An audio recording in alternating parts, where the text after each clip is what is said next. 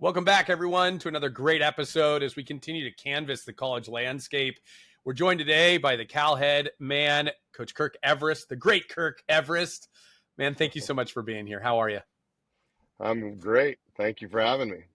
Yeah, of course. We're really excited about this opportunity to talk to you specifically, Kirk. I think it's a unique opportunity. You had a down season last year. You're revamping some things here. You got a great recruiting class coming in, which we're going to break down. Any ideas, any comments about this upcoming season before we kind of dive into the recruiting classes, some key matchups, all that good stuff?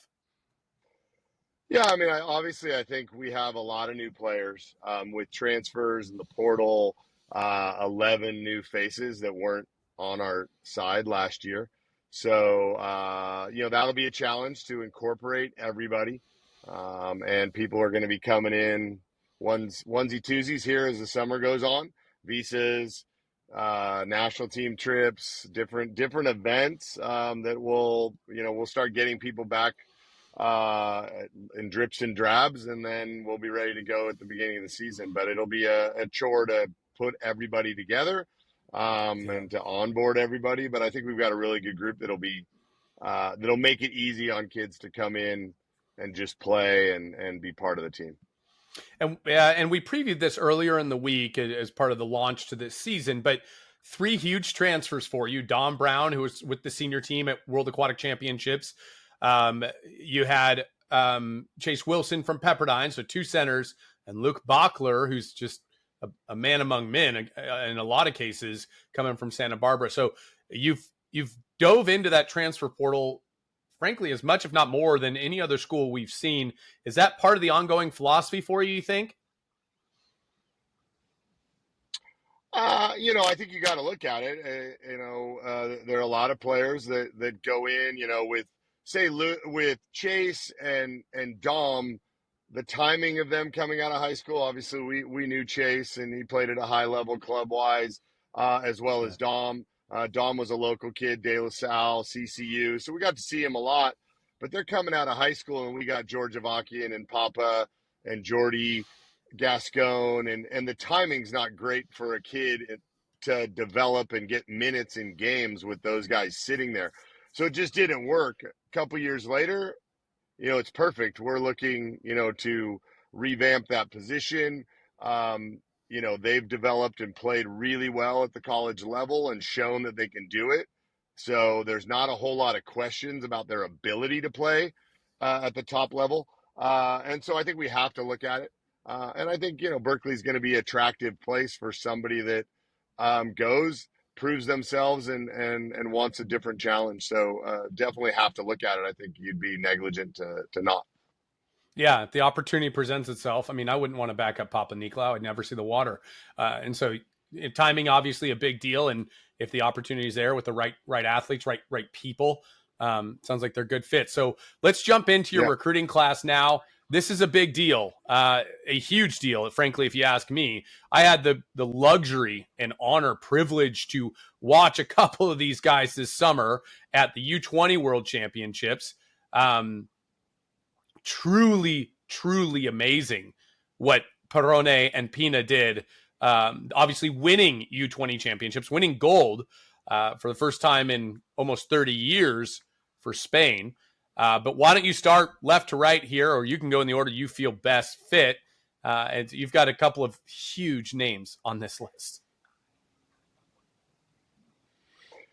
Yeah, I mean, we're really excited about this group. It's a good mix. We got goalie, lefty, center, defenders, kind of a utility and a couple really good right-handed attackers that can play both sides of the pool. So, we're really excited about that. Obviously, Iran, Pina from Spain, Cien Ruby played amazing at the U20 championships, split time early in the tournament, and then ended up being their first goalie for the knockout phase and was selected top goalie of the tournament.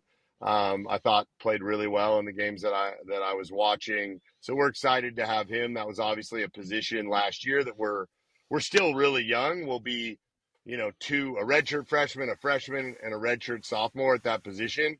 But we feel like, Iran has the ability to play right away and has proven that he can play, at an older level. He's only 18, playing at the 20 and under championships, and he turned 18 right before the tournament. Yeah, so he's So got another he's U20 young. in front of him. He Uh, can go back to U20s in 2027. right. It's incredible. Right, and he'll be the goalie. They're going to under 18 Europeans in August, so that'll be his last thing this year for Spain, and then he'll come over right away and get to Berkeley right before school starts. Um, so we're excited about him. Obviously, Kai Inoue, grew up in the Huntington Beach, Long Beach area during COVID. Went over back to Japan, where his parents are from. Really enjoyed it. Decided to go to high school there, and his trajectory just went through the roof, and ended up, being the youngest kid at the Olympics at 17. Lefty, really smooth release. I think you'll see when you watch him play. It's really hard to execute the shots that he makes, but it seems like they're really easy goals, because the goalie's late, the goalie's off, the goalie's moving the wrong way. He's crafty player, really good passer as well. And add that dynamic of being able to high press on people, all the stuff that are fundamentals for the Japanese national team. I think will be great to incorporate with us. So excited to have him. You got Jijo Sanamsaki from San Francisco, went to St. Ignatius. Is playing for SF Polo, so he's getting a summer of Jovan under his belt. So he'll be ready to roll. And he's been with us the last few weeks as we've trained and gotten some really good games against college teams and been really, really good. So I think he's as ready a freshman that I've at the center position coming out of high school that I've seen for us in a while. A lot of times those bigger guys struggle a little bit, just because they're used to being stronger than their opponent. He's got really good hands and good fundamentals and tracks the ball and wants to get open even if there's a zone, likes to go dry, can use both hands. So he's been really impressive the last few weeks. So I'm excited to see what he can do. Milan Sumic out of J. Sarah, 6'8", 250, 255. He's just a massive human being. You like these Um, Jay Sarah center defenders. yeah, well, we got Maddox and him, and those are two big boys. So Yeah. that's a ham sandwich under 500 pounds probably right there. Might be a little over. So they're big and they're well, obviously, Jay Sarah's got a great program, lots of coaches, Obert there a lot, helping these guys. And so they come in with a good fundamental set of how to play that position. So we're excited to see, what Milan can do. And we'll see him at JO's this weekend for the Beast Boys. But he's been playing well as well. He was with us for part of it, and then he went back down to play Quicksilver and stayed down there for JOs. Patrick Stice, kind of a utility, played 2-meter defender and center at high school at Mermani, but I think it's just a utility, good at defensive attacker that can play 2-meter D if you need him to do it. Good speed, shoots the ball pretty well, smart, doesn't make mistakes, makes the right play. Playing with Baker on the club side doesn't hurt. So again, well-coached kid coming out of high school. And so I've always really liked the way he played. Played a lot last year with a broken hand, missed a lot of the high school season, but came back for the last couple games and they lost in the final of North Coast, just by a little bit. But I think he's got a high ceiling as well. Let's go. We're going back to the left. We got Besso Akbadiani, he's from Georgia, plays for Dynamo. He's been on their national team for a long time. Champions League experience against Recco and Olympiacos and all the usual suspects. And he's proven he can score some goals. They might not be winning a ton of games at the Champions League level, but if you watch his highlights, he's putting up 4 or 5 goals against Recco. And so he Yeah, can score. this kid's special from a scoring standpoint. I've watched some of his Yeah. film and had the opportunity to kind of just observe, obviously not in person, just more online. But this kid can rip. Do you suppose he's going to come in and be a Max Casabella for you? Like, is he at that level? I mean, Max as a true freshman was unbelievable. Yeah. But I think even Max surprised, as you came in, I think everybody was saying that Roberto was the guy. And Roberto was amazing as well, but Max might need a little time. But Max came in and proved his mettle for sure early. That would be great if that's the case. We're in a good spot. Yeah. But there is a learning curve for international kids at this level, how the game's ref, the flow of the game. It's a little bit easier now that everything's 25 meters, so everybody gets that kind of pace before they Yeah. show up. So, but yeah, he's a talented kid, and we're excited to have him. And then you saw Thomas Perrone play a lot at the U20s. Again, a kid that comes from well coached, obviously from the Spanish system, but comes from a family of his father's an Olympian, and his uncle obviously is one of the all time greats. So you can see that he really understands how to play, and he's thinking multiple steps ahead. He's got great speed, as you mentioned so many times on the stream from Worlds. Amazing speed, but a lot of him being able to get behind the defense is he's smart too, and he makes Yeah. really good calculated risks. Takes calculated risks.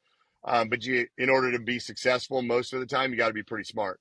And he can score. I don't know if he's not the drop dead perimeter shooter, but at the end of every game, you looked and we're like, okay, he's got 3 goals. Yeah. That was Six on something we five talked catch and about. shoot, Yeah. ball side drive. He puts numbers on the scoreboard. He finds ways to score, whether it was counter, drive, catch and shoot, quick.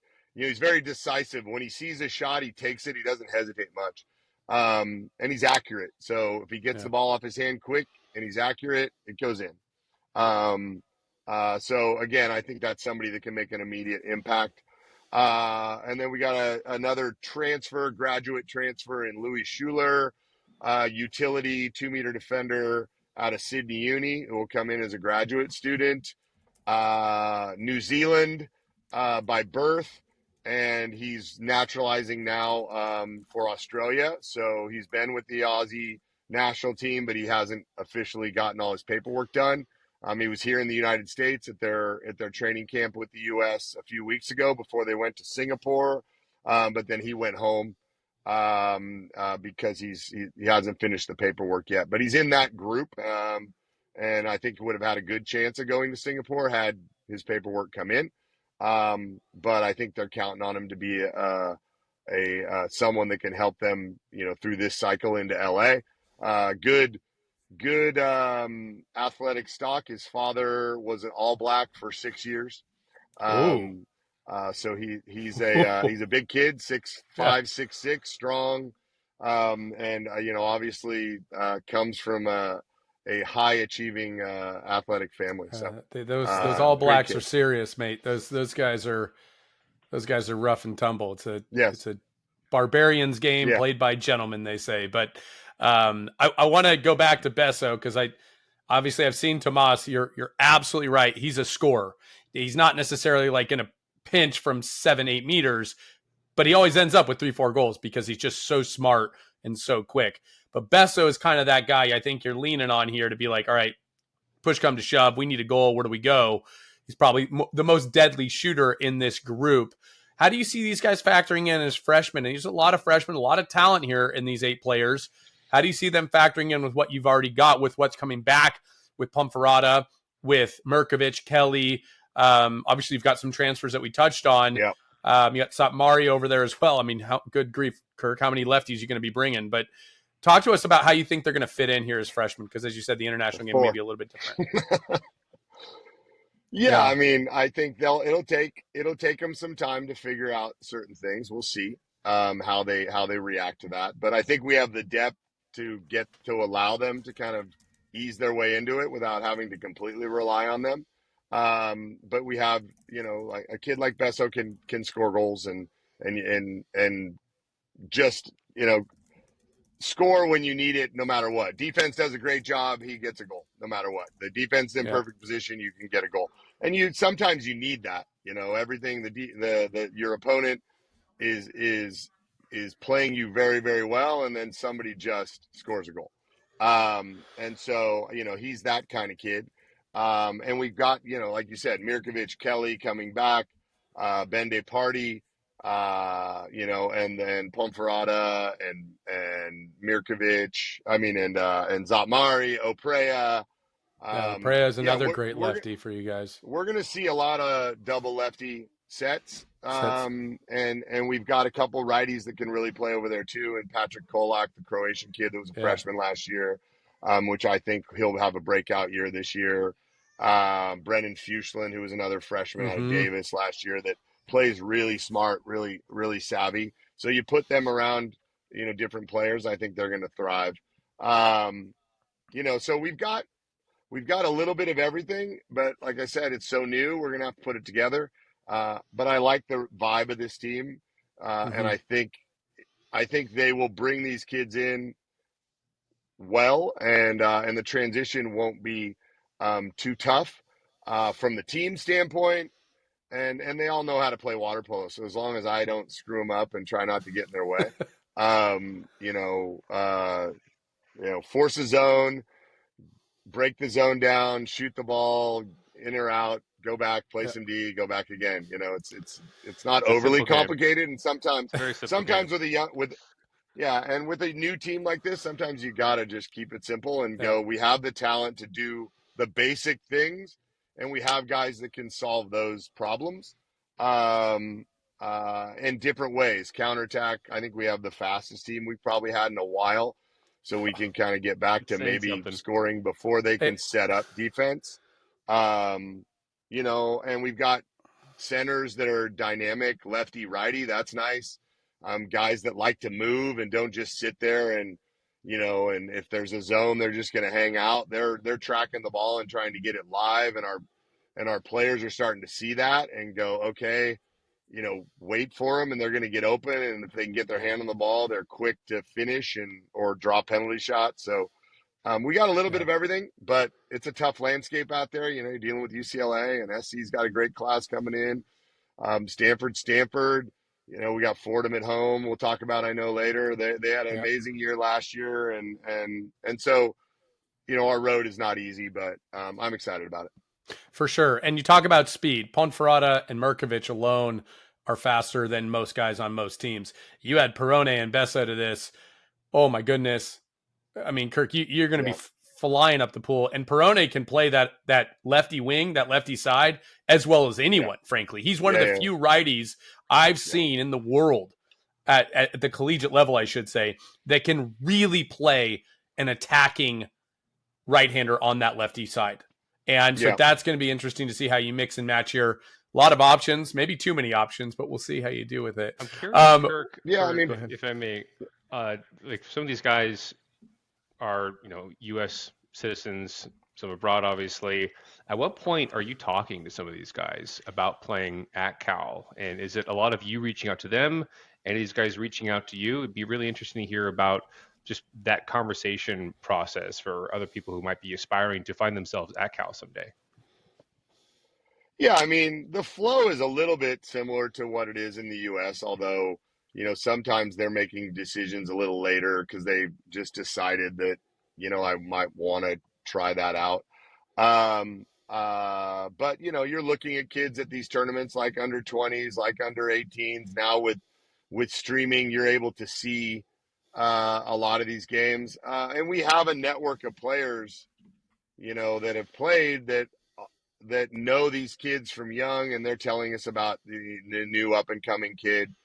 So we're keeping an eye out for kids and setting out feelers as to whether or not they'd be interested in pursuing the sport and academically abroad. And I think we've had a good track record of, when Papa goes back and 3 months later or 4 months later is on the Olympic team, that at least says that we haven't screwed him up.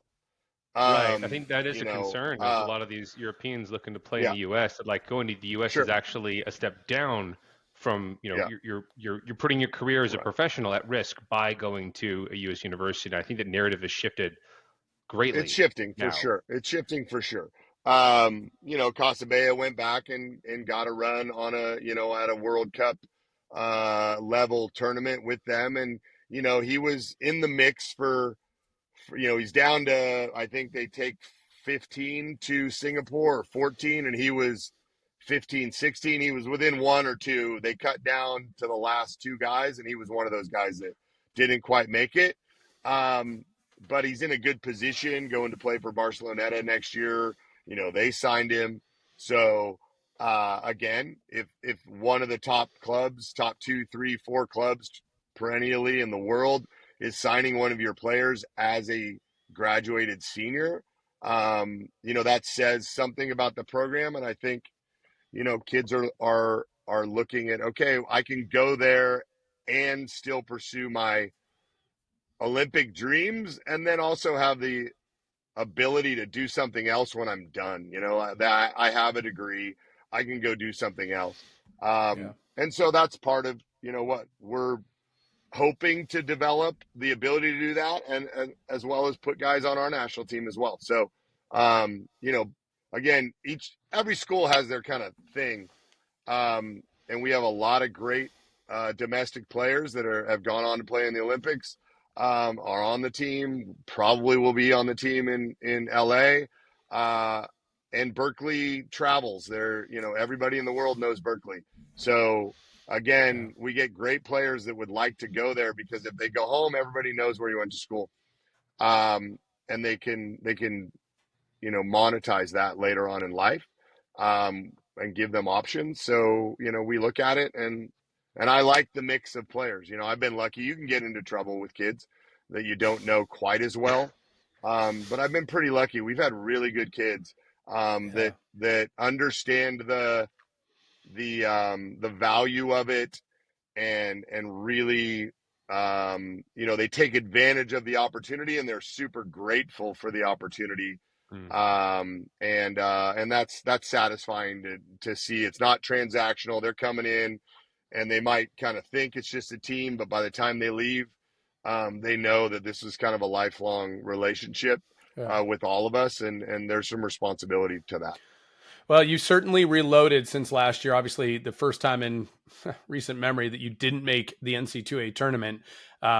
This class gives you a darn good shot to do so, and so we'll see how all that pans out. Next up, we're going to talk about how it's going to pan out with some of the key matchups this year. Now, you guys have one of the harder schedules in the country this year. You do take on Pepperdine at home.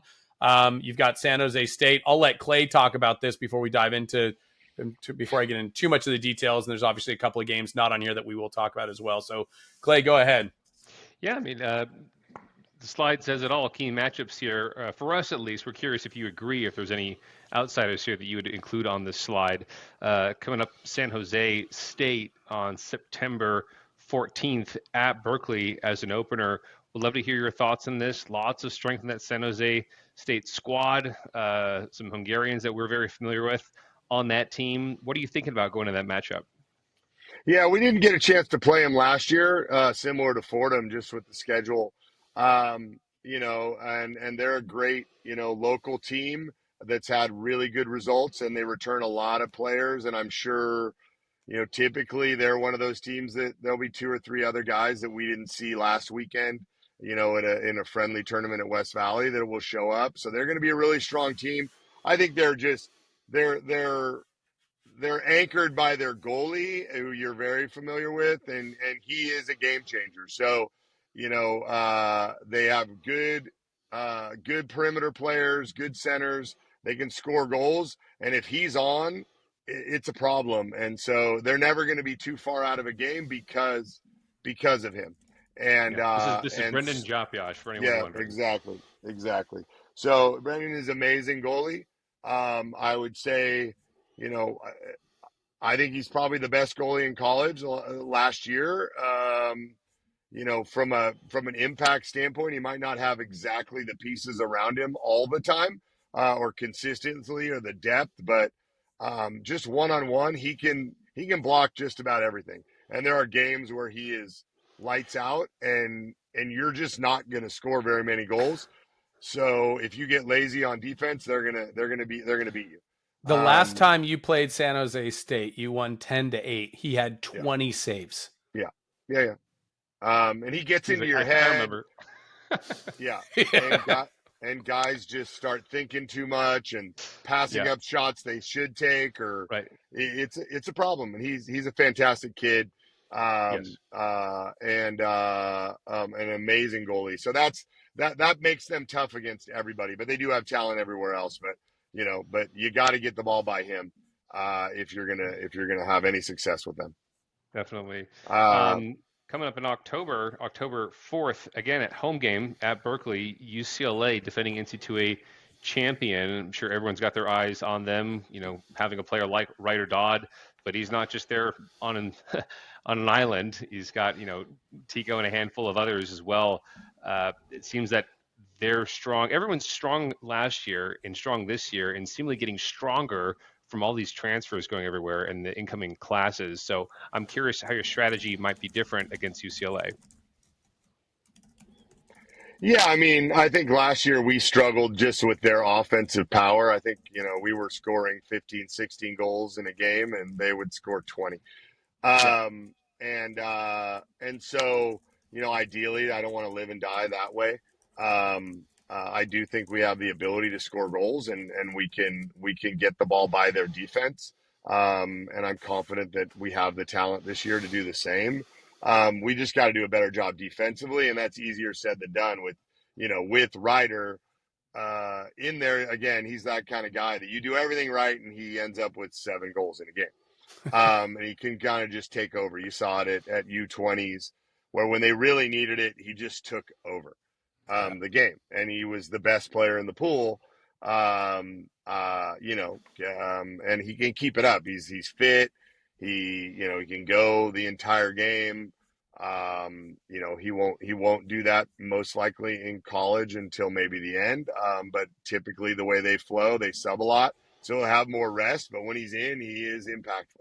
And he's an amazing player. But like you said, they got players everywhere. From Ben and on the lefty side, and Castillo, Cheji, they're Tico. They got guys that you try to take away Ryder. I didn't even mention Chase. The other Olympian. So they're It's loaded. hard to leave, you can't really leave a duck Yeah. anywhere. No, they're good. They're really, really, really good. And they proved it last year, and they'll be, they're the champion, and everybody's got to knock them off. They'll be the champion until, the end of the second week in December. And if somebody beats them, somebody beats them. But until then, they're the team to beat. And they're a tough side, and we look forward to that challenge. It's always a great rivalry. And we've always had really, really good games. And we built built a team around, okay, can we find a way to slow them down, and give ourselves a chance to win a game like that, because you're going to have to go through them to win a national championship, and that's our goal. Yeah, yeah. Like you said, Cal's never short on offensive firepower, it seems. It's just, can that rate of the firepower coming back at you be slowed down? Later that month, in October the 23rd, Fordham, who not many in the APSF got to see last season compete against each other until the NC2A tournament, which was partly why that was so exciting. Um, they're just getting stronger this year, like everyone else as well. Do you feel like the conversation might be shifting? We've thrown around the lingo of the top four, Cal, Stanford, UCLA, USC. Do you think we're entering into a zone where we might be shifting to a top 5 or a top 6? Yeah, I mean, I think the parity is there. It's consistently, but they have the ability to beat anybody. They have the talent. What impressed me the most. They were really athletic, and Brian did a great job with that team, and they had really, really good players. But what really impressed me the most at NC2As was their fitness. I felt like it was one of those heavyweight fights with SC that it just ended too soon, or they were going to win the game. And honestly, they had a couple of shots that they just they should have made that they didn't, that the game was over if they could have made that one shot. Yeah. And because they had SC on their heels, they didn't know what to do. And, I think there was a fourth quarter, not complete one on nobody, but pretty darn close. And they just got a little quick instead of taking a second and putting the ball away, that they just, they got a little anxious. And if they score that goal, I'm like, I'm leaving. The game's over. And so they were in control, and SC got away with one, in my opinion, in that game. But they were around long enough to be there to win the game. But I think they're that kind of team again this year. They returned so much firepower.